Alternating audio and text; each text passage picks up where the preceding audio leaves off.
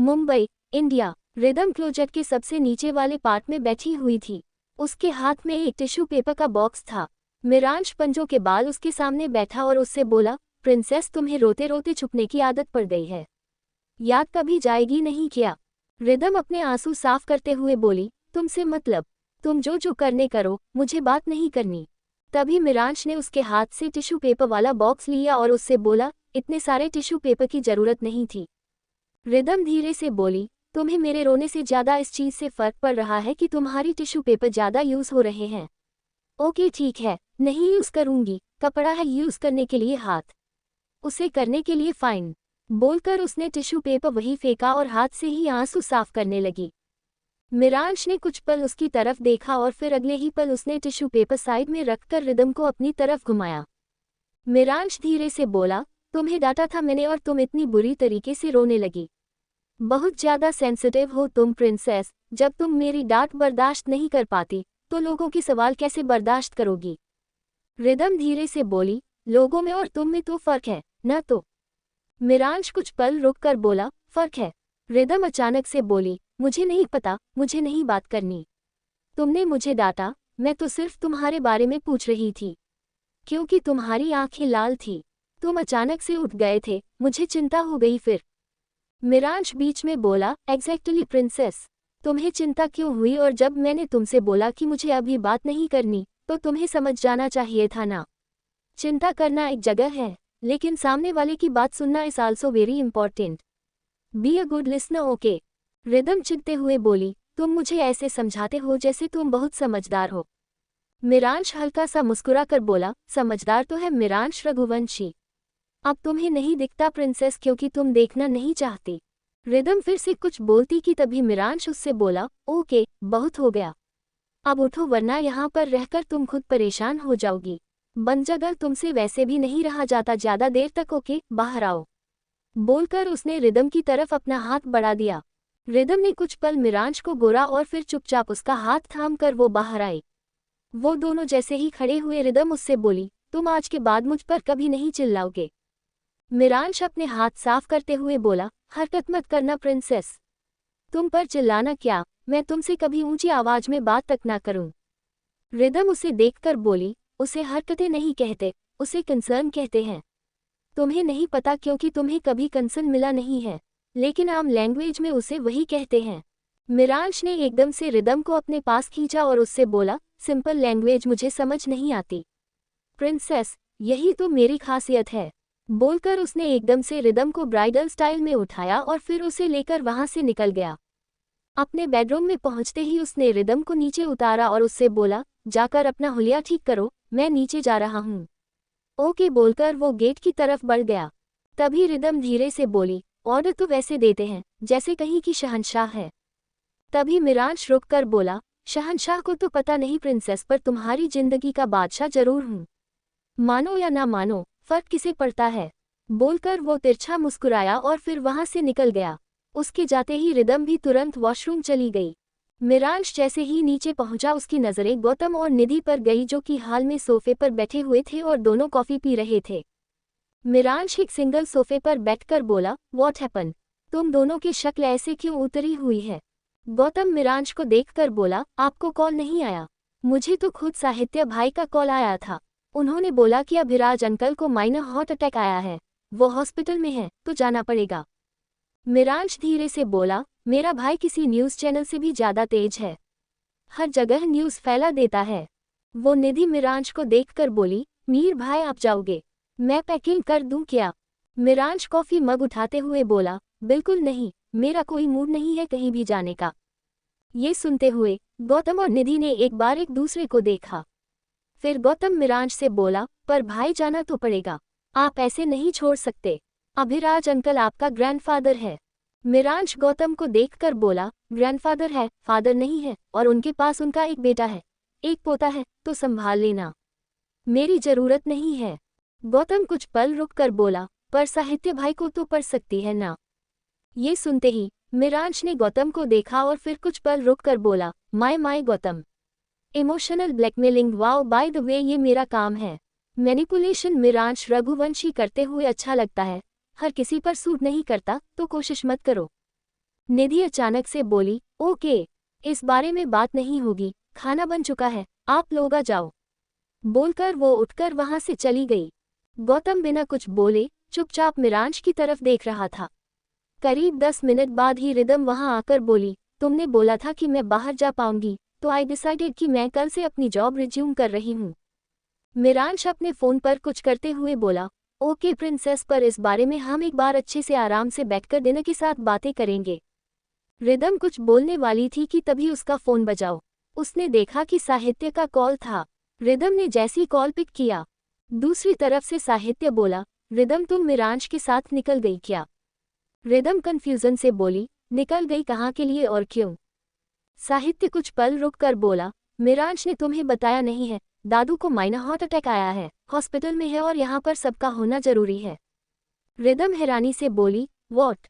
Abhiraj uncle को heart attack आया है? वो एक्चुअली साहित्य पैकिंग हो चुकी है, हम बस निकलने वाले थे, मेरे दिमाग से अचानक निकल गया। हम आते हैं, ओके, बोलकर उसने कॉल कट कर दिया। रिदम साहित्य को घूरते हुए बोली, क्यों नहीं बताया तुमने मुझे कि अंकल को हार्ट अटैक आया है और उनकी हालत खराब है? तो तुम यहाँ पर बैठकर टाइम पास क्यों कर रहे हो? हमें जल्दी से जल्दी उदयपुर के निकलना होगा। गौतम भी खड़ा होकर बोला, एग्जैक्टली भाभी, मैं कब से बोल रहा हूँ लेकिन मीर भाई सुनने को तैयार किया, ये बोल रही कि नहीं जाना है। रिदम गहरी सांस लेकर बोली, ये जाएगा और इसे मैं लेकर जाऊंगी। गौतम, मैं पैकिंग कर रही हूँ, अगर आपको भी जाना होगा तो फिर आप भी देख लो, ओके। बोलकर रिदम तुरंत वहां से चली गई। मिरांश ने अभी भी किसी की तरफ नहीं देखा था, वो बस अपने फोन पर लगा हुआ था। ये देखते ही गौतम मन में बोला, ये इंसान कभी नहीं सुधरने वाले। सोचते हुए उसने सिर हिला दिया। थोड़ी देर बाद रिदम वापस नीचे आई। उसके साथ इस वक्त 2 लगेज बैठे थे। उसने खुद मिरांश के कपड़े भी पैक किए थे। वही मिरांश आराम से सोफे पर बैठा हुआ था और अपने फोन पर लगा हुआ था। रिदम ने ये देखा और वो धीरे से बोली, ये लड़का। इतना बोलकर उसके आगे बढ़कर मिरांश के हाथ से फोन ले लिया। मिरांश बिना कुछ बोले अपने हाथ की तरफ देख रहा था। उसने अचानक से रिदम को देखा और उससे बोला, I don't like it princess. Rhythm उसे घूरते हुए बोली, अगर तुम्हें नहीं पसंद आता तो मैं तुम्हारी प्रॉब्लम है। आई डोंट केयर, हमें यहाँ से निकलना पड़ेगा, जल्द से जल्द उदयपुर पहुँचना है, जल्दी से उठो। बोलते हुए उसने मिरांश की तरफ अपना हाथ बढ़ा दिया। मिरांश ने रिदम का हाथ पकड़ा और फिर उसने एकदम से रिदम को अपने ऊपर खींच लिया। गौतम, जो वहीं पर बैठा हुआ था, उसको खांसी आ गई और वो दूसरी तरफ देखने लगा। मिरांश रिदम की कमर पर अपने हाथ रखते हुए बोला, क्या बोल रही थी तुम प्रिंसेस, दोबारा बोलना। रिदम धीरे से बोली, मिरांश छोड़ो मुझे, गौतम यहीं पर बैठा है। ये सुनते ही मिरांश ने गौतम को देखा। तभी गौतम खड़ा होकर बोला, मैं किचन में निधि को बोलकर आता हूँ कि हम सब निकल रहे हैं। बोलकर वो जल्दी से किचन में चला गया। उसके जाते ही रिदम मन में बोली, किसी पर भरोसा नहीं किया जा सकता। सोचते हुए उसने वापस अपनी नज़र मिरांश की तरफ की, जो कि इस वक्त उसे घूर रहा था। मिरांश तिरछा मुस्कुराते हुए बोला, मुझे बिल्कुल नहीं पसंद प्रिंसेस जब कोई मुझ पर अपने मनमर्जी चलता है, और तुम मेरे ऊपर ऐसे ही मर्जी चल रही हो। तुम्हें लगता है मैं तुम्हारी बात सुन लूंगा?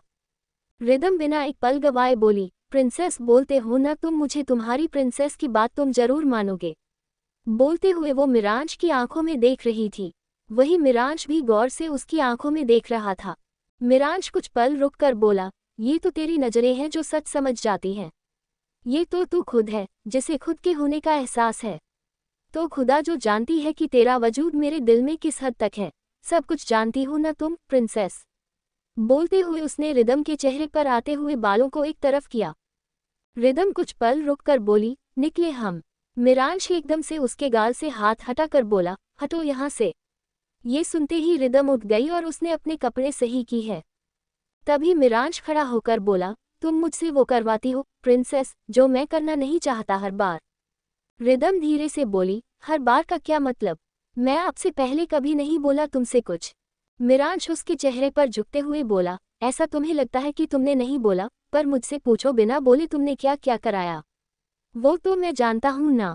तभी गौतम और निधि वहां पर आ चुके थे।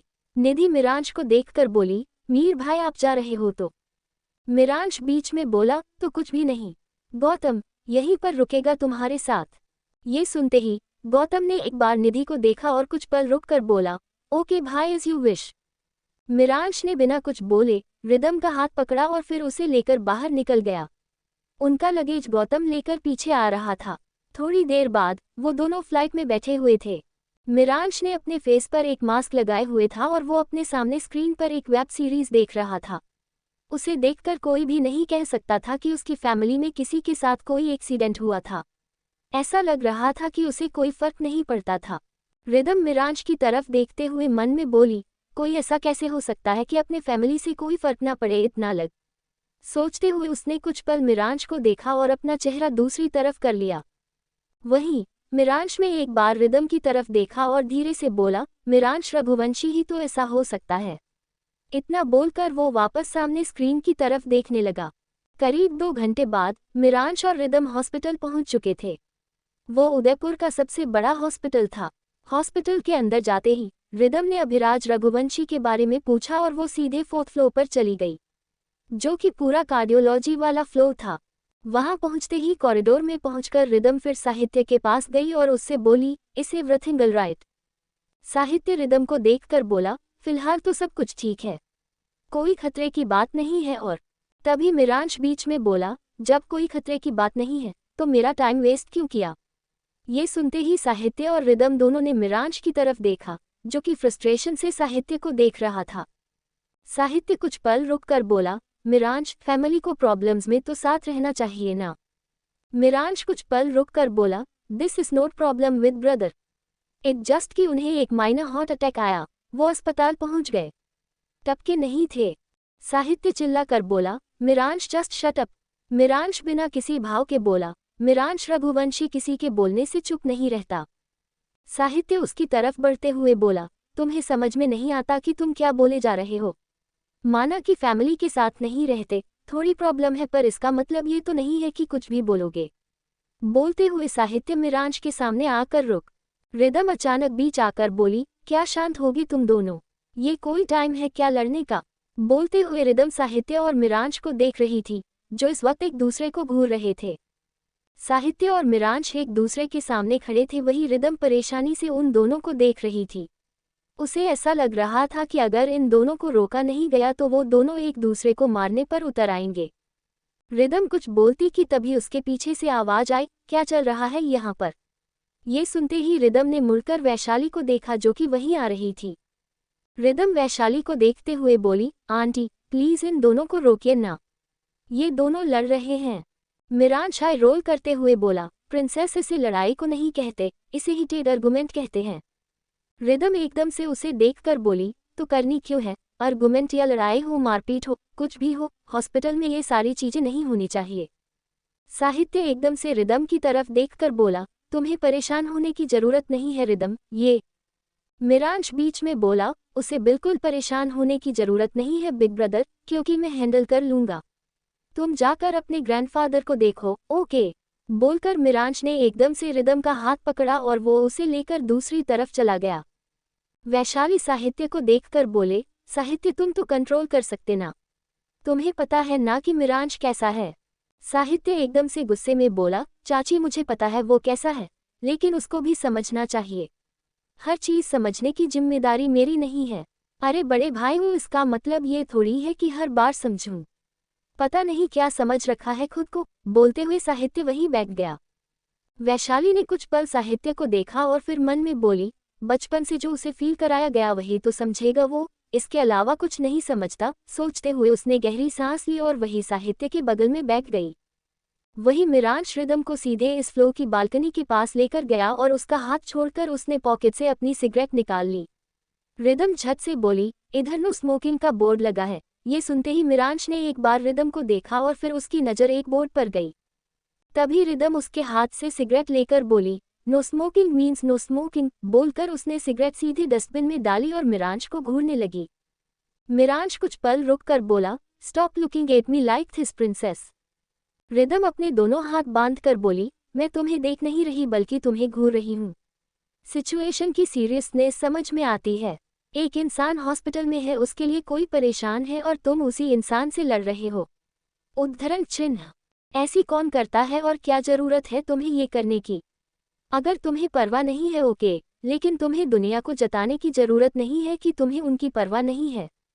मिरांश कुछ पल रुककर बोला, प्रिंसेस क्या सोचकर तुम मुझे ज्ञान दे रही हो? रिदम बिना एक पल गवाए बोली, आई एम योर वाइफ मिरांश, अगर तुम्हें ज्ञान लगता है तो ज्ञान ही सही, लेकिन अगर तुम कुछ गलत करोगे तो मैं बोलूंगी, मतलब बोलूंगी और तुम्हें सुनना पड़ेगा। ये सुनते ही मिरांश गौर से रिदम के चेहरे की तरफ देखने लगा था। इस वक्त रिदम बिल्कुल उसकी वाइफ की तरह रिएक्ट कर रही थी, जिसमें कोई खोट नहीं था। रिदम गहरी सांस लेकर बोली, ओवरऑल मुझे समझ में नहीं आता कि प्रॉब्लम क्या है। तुम हमेशा से ऐसे नहीं थे जहां तक मुझे याद है। बचपन में तुम बहुत क्लोज थे अभिराज अंकल के, तो अब ऐसे क्यों हो गए हो? बोलते हुए वो सामने देखने लगी। मिरांश गहरी सांस लेकर बोला, वक्त की सुइयां एक जगह ठहरती कहा है प्रिंसेस। वो तो चलती जाती है तो बस चलती ही जाती है। देखो चलते चलते क्या हो जाता है, चलते चलते रिश्ते बदलते हैं। जब बात बदलते हैं और एहसास ऐसे बदलते हैं कि लगता है कि जो पहले था वो सब कुछ आंखों देखा फरेब था। ये सुनते ही रिदम गौर से मिरांश की तरफ देखने लगी थी, जो कहीं खोया हुआ था और सामने देख रहा था। रिदम अचानक से उसका हाथ पकड़ कर बोली, अगर थाम कर रखोगे तो कोई नहीं जाएगा। मिरांश उसकी तरफ देखकर बोला, तुम्हें थामने की कोशिश तो कर रहा हूँ प्रिंसेस, पर तुम तो फिर भी भागने की कोशिश करती हो। तो बकवास मत करो। इतना बोलकर उसने अपना हाथ छुड़ाया और वहां से चला गया। उसके जाते ही रिदम ने एक गहरी सांस ली और खुद से बोली, ऐसा क्यों लगता है कि जो तुम दिखा रहे हो वो है ही नहीं।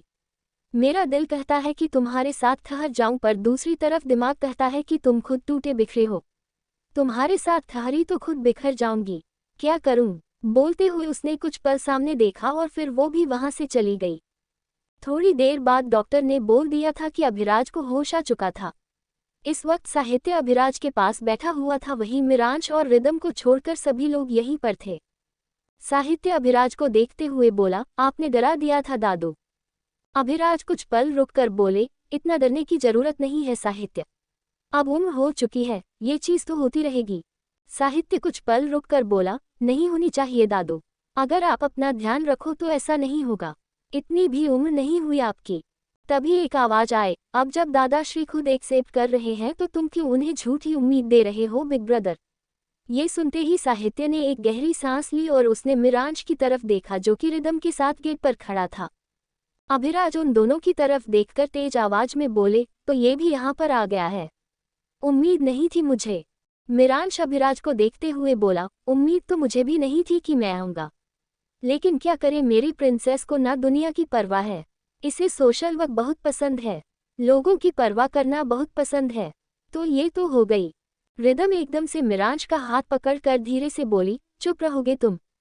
ये सुनते ही मिरांश ने बोरियत भर ऐसे में एक बार रिदम को देखा और उससे बोला, मिरांश रघुवंशी कभी किसी की बात नहीं सुनेगा। प्रिंसेस तुम्हारी बातें सुन रहा हूँ क्योंकि सुनना चाहता हूँ, पर एक लिमिट तक। तभी अभिराज तेज आवाज में बोले, जिसे परवाह थी वो खुद अकेले आ सकती थी, तुम्हें आने की जरूरत नहीं थी, और वैसे भी तुम्हें देखकर मेरी तबीयत और खराब होगी। साहित्य अभिराज से बोल, दादू प्लीज, मैंने बुलाया है इन दोनों को। अब आप ये सब बातें मत करो कि बात और बड़े, वैसे भी मेरे और मिरांश के बीच बहस हुई है। विक्रांत सबको देखते हुए बोला, डैड अब ठीक है, तो मैं डिस्चार्ज पेपर रेडी करवाता हूँ, बोलकर वो वहां से चला गया। अनामिका ने एक बार मिरांश को देखा और साहित्य से बोली, कितनी देर तक रुकना यहाँ पर, मुझे भी जाना है। अभिराज सबको देखते हुए बोले, किसी को भी रुकने की जरूरत नहीं है, मैं ठीक हूँ, डिस्चार्ज पेपर से आ रहे हैं और हम घर जा रहे हैं, बाकी जिसे जहां भी जाने जा सकते हैं।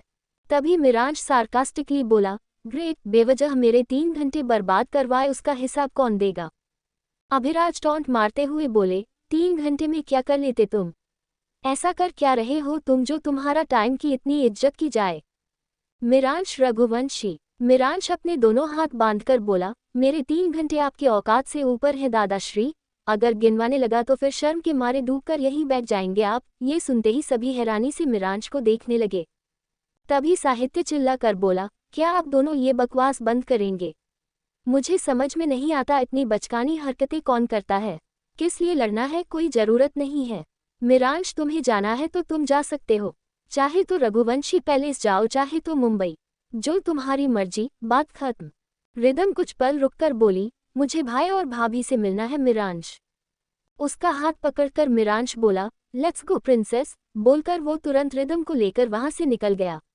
साहित्य ने एक नज़र अभिराज को देखा और फिर वो भी बाहर चला गया। उसके पीछे अनामिका भी बाहर आ गई। अनामिका साहित्य के पास जाकर बोले, तुम्हें नहीं लगता कि तुम इन दो लोगों के बीच में फंसे हुए हो? साहित्य सार्कास्टिकली बोला, बहुत बड़ी चीज ऑब्जर्व कर ली तुमने, थैंक्स। अनामिका धीरे से बोली, तुम्हें मेरे साथ इतना रूड होने की जरूरत नहीं है। ठीक है, मैंने कुछ भी नहीं किया है। ये सुनते ही साहित्य ने गहरी सांस ली और फिर अनामिका को देखकर बोला, सॉरी ओके, देखो अभी मूड बहुत खराब है, घर जाकर आराम से तुम्हें जो बोलना होगा बोलना, मैं सुन लूंगा तुम्हारी सारी बातें। अनामिका ने कुछ पल साहित्य को देखा और उससे बोली, मेरी बातें कब सुनोगे? तुम्हें टाइम कब है? इमरजेंसी आई तो तुम इमरजेंसी में बिजी, वरना तुम तो पूरे वक्त काम में लगे रहते हो। समटाइम्स आई फील कि Miransh is better than you, at least वो अपनी वाइफ के लिए तो है, but you are not available, बोलकर वहां से चली गई। वही मिरांश और रिदम इस वक्त गाड़ी में बैठे हुए थे। मिरांश खुद ड्राइव कर रहा था। उसने बहुत जोरों से म्यूजिक चलाया हुआ था। रिदम कभी बाहर देख रही थी, कभी मिरांश की तरफ देख रही थी। उसने एकदम से म्यूजिक बंद किया और चिल्लाकर बोली, क्या है ये हरकत? बंद करोगे? तुम मुझे इरिटेट कर रहे हो। मिरांश सामने देखते हुए बोला, तो इरिटेट हो जाओ princess, by the way irritate करना इज आल्सो आर्ट। रिदम हैरानी से बोली, तुम्हें किसी चीज से फर्क नहीं पड़ता? मुझे समझ में नहीं आता कि कोई इतना अनअफेक्टेड कैसे हो सकता है। तुम जल्दी से सिसोदिया पैलेस चलो, मुझे मेरे भाई और भाभी से मिलना है। मिरांश कुछ पल रुककर बोला, वाओ प्रिंसेस, मेरे साले साहब से मिलने के लिए तुम कितनी डेस्परेट हो रही हो। कभी मुझे देखने के लिए भी डेस्परेट हो जाया करो। ये सुनते ही रिदम ने अपना चेहरा दूसरी तरफ कर लिया और धीरे से बोली, तुम्हारे सपने में? मिरांश कुछ पल रुककर बोला, बिलीव मी प्रिंसेस, मेरे सपने में क्या क्या होता है। अगर तुम सुनोगी ना तो शर्मा कर यही बेहोश हो जाओगी। ये सुनते ही रिदम की आंखें हैरानी से बड़ी हो गई और वो मिरांश की आंखों की तरफ देखने लगी जो कि अनअफेक्टेडली सामने देख रहा था। थोड़ी देर बाद मिरांश ने सिसोदिया पैलेस के बाहर गाड़ी रोकी और कुछ पल रुककर बोला, अब अगर मैं यहाँ पर आया हूँ तो साले साहब से मेरा भी मिलना बनता है, बोलकर उसने रिदम की तरफ आई विंक की और गाड़ी से उतरकर आगे बढ़ गया। रिदम धीरे से बोली, फिर से कुछ न कुछ बवाल होगा यहाँ पर, मैं कहाँ फंस गई, बोलकर वो भी गाड़ी से बाहर उतरी और मिरांश के पीछे चली गई। सिसोदिया पैलेस के अंदर पहुंचते ही रिदम तेज आवाज में बोली, भाई भाभी। उसके इतना कहते ही शिवम जो स्टडी रूम में था वो बाहर आते हुए बोला, रिदम तुम यहाँ पर? रिदम ने जैसे ही शिवम को देखा वो भागकर सीधे उसके सीने से लग गई। तभी धानी वहां पर आते हुए बोली, तुम दोनों आए हो, कितना अच्छा सरप्राइज दिया तुमने। पता है रिदम, शिवम को तुम्हारी याद आ रही थी। रिदम हल्का सा मुस्कुरा कर बोली, आई नो भाभी, मेरे भाई को मुझसे ज्यादा याद आती है। शिवम उसके फोरहेड पर किस करके बोला, याद तो आएगी, इकलौती बहन है मेरी। तभी मिरांश तेज आवाज में बोला, बहन पर तो ध्यान चला गया, पर इस घर के दामाद पर ध्यान कब आएगा आपका साले साहब। ये सुनते शिवम जो अब तक मुस्कुरा रहा था उसकी स्माइल एकदम से गायब हो गई। उसने मिरांश को देखा जो कि गेट पर अपने दोनों हाथ बंधे खड़ा था। शिवम धीरे से बोला, भूल जाता हूं मैं, अगर घर में एंजल आएगी तो उसके साथ साथ शैतान भी मुंह उठाकर आएगा। रिदम धीरे से बोली, भाई प्लीज। शिवम गहरी सांस लेकर बोला, कुछ नहीं कर रहा मैं, बोलकर उसने रिदम को खुद से अलग किया और मिरांश की तरफ बढ़ते हुए बोला, वेलकम, स्वागत है तुम्हारा। मिरांश कुछ पल रुककर बोला, इतना सूखा सूखा स्वागत, ये स्वागत कम और वो क्या कहते हैं उसे। धानी झट से बोली, मातम। मिरांश एक नज़र धानी को देखकर बोला, एग्जैक्टली स्वागत का मातम ज्यादा लग रहा है। उसकी बात सुनकर शिवम एकदम से रुक गया। उसने एक नज़र मिरांश को देखा और फिर धानी को घूरने लगा। क्या होगा शिवम और मिरांश के बीच, जानने के लिए सुनते रहिए।